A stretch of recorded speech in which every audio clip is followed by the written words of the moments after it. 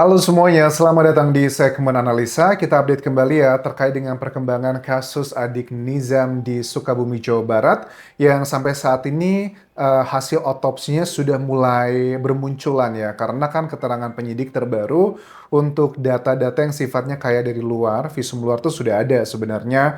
Terus juga untuk hasil toksikologinya udah keluar, tapi tinggal kayak untuk yang anatomi lebih lebih detailnya apa penyebab kepergian dari adik Nizam sendiri. Cuma sebelum kita bahas ada beberapa dugaan informasi-informasi baru dari otopsi nih teman-teman. Cuman aku lihat perkembangan sekarang ini ada yang menduga bahwa ya pro kontra ya, karena sekarang kan ada yang menduga bahwa ayah Nizam apakah terlibat atau tidak, kemudian apakah ibunya beneran pelakunya atau bukan yang menjadi tersangka, terus apakah juga mungkin ibu kandung bisa terkena pasal juga penelantaran seperti yang diungkapkan dari sang ayah kandungnya sendiri. Ini kan menjadi complicated. Tetapi jujur, ada satu hal yang sepertinya terlewatkan di media ataupun juga sosial media terkait dengan sosok anak angkat dari si tersangka Tenny Ridasi. Kita sudah dengar ya beberapa kali keterangan dari tersangka di sejumlah media massa yang intinya dia membantah tegas terkait dengan tuduhan tersebut dengan penetapan dia sebagai tersangka. Cuman fakta-fakta yang disampaikan dari sang suami atau ayah kandung dari korban ini kan memang sudah menjurus ke dia semua. Walaupun ada yang banyak yang bilang, Pak Anwar Satibi juga harus diperiksa dong Anjas, apakah dia terlibat seperti tuduhan dari istrinya yang sekarang menjadi tersangka, kan harus dibuktikan. Tapi jujur ya, kalau aku lihat dari keterangannya, memang betul ya, memang kategori sifatnya Anwar Satib ini kan cukup unik, cukup membuat masyarakat itu pro dan kontra. Cuman aku tidak mau melihat gayanya, tapi aku mau melihat adalah kayak menjurus ke fakta-fakta yang mendekati kebenaran. Misalnya kan dikatakan awal meninggalkan Nizam pada saat dia harus bekerja sebagai tukang gigi 28 jam, kemudian diralat 30 jam. Menurutku masih oke lah kalau beda hanya beberapa jam. Poinnya adalah di waktu-waktu krusial tersebut pada saat kondisi Nizam berubah dari yang sakit biasa katanya berubah menjadi ke dalam kondisi yang aku lihat di sini kan foto-foto dari adik Nizam terakhir di meja otopsi itu sangat memprihatinkan. Itu kan sudah sangat jauh berbeda sekali ya, artinya sangat drastis lah perubahannya. Dan saat itu di rumah ada siapa? Menurut aku itu menjadi salah satu untuk penentunya. Kalau kita lihat dari keterangan tersangka lewat kuasa hukumnya bahwa rumah tersebut tempat tinggal sang adik dari Nizam, adik Nizam ya, itu kan ada siapa bapaknya Tenny Ridasi, kemudian juga ada Nizam, ada juga ya suaminya Anwar Satibi, dan juga ada anak-anak angkatnya. Walaupun katanya lagi apa namanya untuk sekolah yang pesantren. Cuman kan kita tahu pada saat Nizam itu pulang, dia kan juga sama ya pesantren. Kan katanya kebiasaan di sana pada saat anak-anak itu mau mendekati bulan Ramadan, diminta untuk pulang untuk bersilaturahmi bersama keluarga. Apakah di hari yang sama juga itu anak-anak, terutama anak pria yang angkat dari Tani Ridasi, tersangka itu yang pesantren juga, apakah dia pulang atau enggak? Nah, kesannya kok kayak ada indikasi framing bahwa jangan sangkut pautkan dengan anak angkatnya.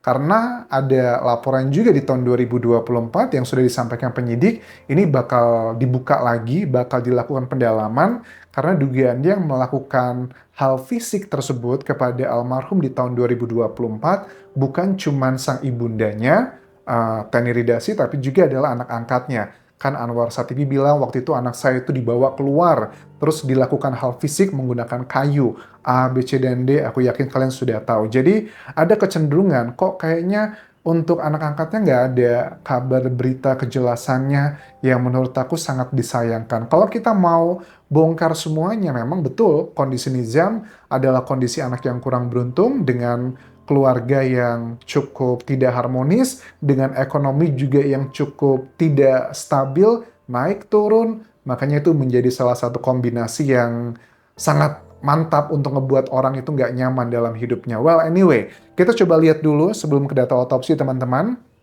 Ada statement yang kalian masih ingat dari ibu sambungnya, Tani Ridasi, yang kelihatan marah-marah waktu diwawancara di media Sukabumi ya, yang dia mengatakan, udah ngapain sih diusut, ngapain diviralin, ngapain diotopsi, karena nggak bakal ngebuat anak saya kembali lagi. Bagi aku ini adalah sebuah reaksi yang sangat unik. Ini statementnya diberikan sebelum dia ditetapkan sebagai tersangka. Harap ini tidak diperpanjang, tidak dipersulit, tidak dipermasalahkan. Toh anak saya kan sudah hilang, sudah tidak ada. Saya berduka ini. Apa dengan adanya diotopsi, dengan adanya diviralkan, apa keuntungan buat saya? Anak tidak bisa hidup lagi. Anak sekarang dikuburkan di Pulau Sarang harus pakai duit. Ada tidak sih yang membantu saya kan gitu? Jangan menjadi pahlawan kesiangan. Ya kalau saya Jangan kan menjadi pahlawan kesiangan. Ini kata-katanya kok mirip sekali dengan statement-statement yang terakhir ya. Kita lihat dari kuasa hukum yang mengatakan jangan jadi pahlawan kesiangan lah atau yang sejenisnya. Cuman bagi aku pribadi reaksinya sangat unik ya dari Ibu Tani Ridasi. Ya kelihatan banget dia memang ketakutan gitu ya. Makanya udah nggak usah didalemin gitu, nggak usah pakai otopsi. Bagi aku sih sangat konyol ya. Oke, coba kita lihat dulu nih ya dari data-data otopsinya ya teman-teman ya. Yang dugaannya ini aku sambil ngelihat adalah kondisi dari adik Nizam terakhir yang aku ngobrol dengan sejumlah dokter otopsi dari kolega aku yang berada di Thailand ya. Jadi kalau dari foto-foto dan video yang sudah diupload ke sosial media, memang jelas ya teman-teman itu adalah kondisi yang menunjukkan luka bakar yang ada di kiri, luka bakar yang di kiri, tapi dia juga ada luka karena keganasan di dua kakinya Nizam. Itu yang di bagian luar. Ini sudah clear menurut aku, clear kristal dari sejumlah pihak mengindikasikan bahwa memang ada perilaku fisik. Tapi yang melakukan siapa? Ini yang masih menjadi teka-tekinya. Nah, kemudian untuk data-data bagian dalam nih ya, kayak organ dalamnya, misalnya dinding jantung, paru, ginjal, dugaannya cairannya sangat keruh dan organ hatinya menguning. Nah, kemudian aku tanya nih, kalau organ hati menguning dengan kondisi manusia yang pada umumnya, apakah itu bisa terjadi dalam sehari dua hari? Rata-rata kolega dokterku mengatakan bahwa kayaknya nggak mungkin Anjas tiba-tiba hati kita menguning yang mengindikasikan adalah sakit ya. Itu bisa terjadi dalam sehari dua hari.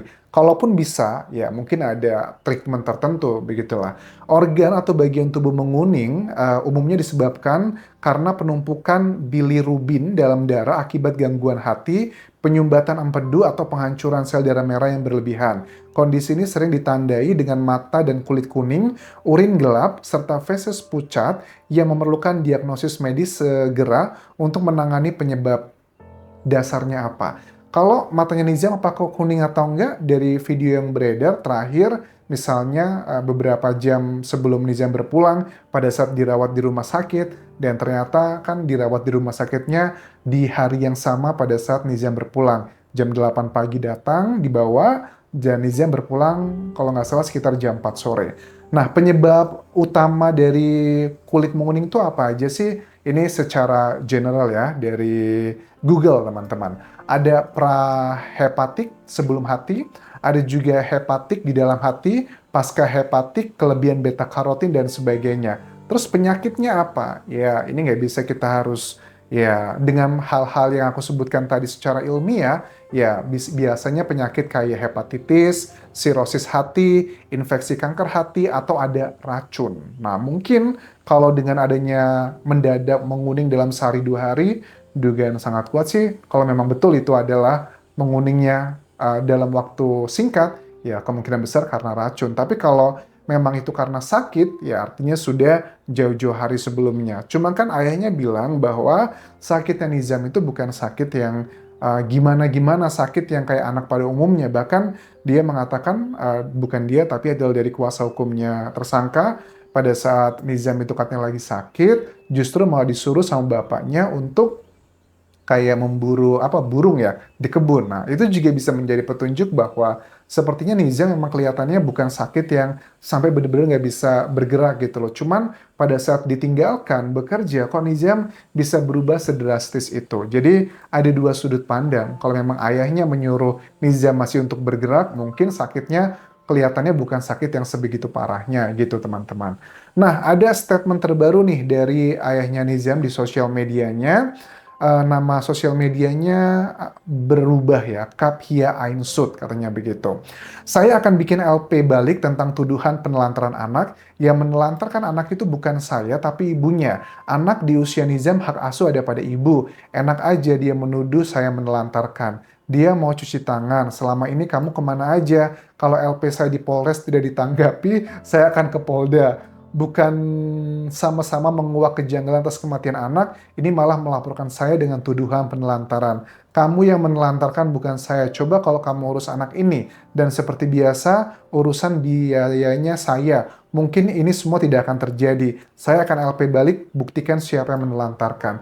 Nah, aku paham sih. Aku juga nggak yakin sih kalau ayahnya Nizam, mohon maaf ya, yang terlibat dalam proses menyebabkan Nizamnya berpulang. Alasannya karena 30 jam ya sebelum 30 jam setelah ayahnya itu pergi, baru Nizam kondisinya sebegitu drastisnya, karena sebelumnya nggak sebegitu drastisnya. Artinya pada saat Nizam dalam kondisi yang berubah tersebut, transisinya memang tidak ada keberadaannya dari sang ayah, kecuali kalau pada saat kondisi-kondisi yang perubahan tersebut ada ayahnya Nizam di rumah, itu bisa menjadi indikasi, wah ada apa ini, dan yang ada di rumah tersebut kan ya paling tidak yang sudah kita ketahui adalah ibu sambungnya tersebut. Cuma kalau dibilang bahwa ayahnya Nizam akan melaporkan balik ibunya sebagai penelantaran, menurut aku sih tidak akan jalan ya laporannya, dengan segala hormat ya Pak ya, karena ada beberapa bukti yang menunjukkan bahwa berusaha dipisahkan dengan sang ibundanya.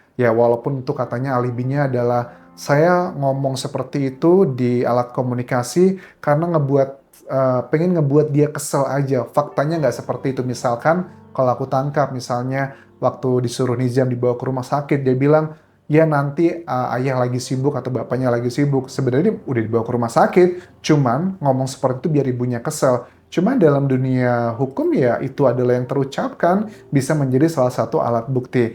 Ya menurut aku nggak perlu diperpanjang lagi ya, karena aku sih yakin ya kalau ayahnya Nizam ya memang agak potensi cukup besarnya adalah terkait dengan pasal penelantaran yang memang ini cukup miris, dan ada beberapa hal yang bisa mengarah ke sana kalau si pihak lawan yang melaporkan, which is adalah mantan istrinya, punya alat bukti yang kuat, ya bisa kena di situ. Apalagi dengan rapat dengan Komisi 3 DPR RI lalu, kita udah dengarkan ya bagaimana kecenderungan dari anggota dewan yang sepertinya juga tidak berpihak kepada bapaknya Nizam di sini.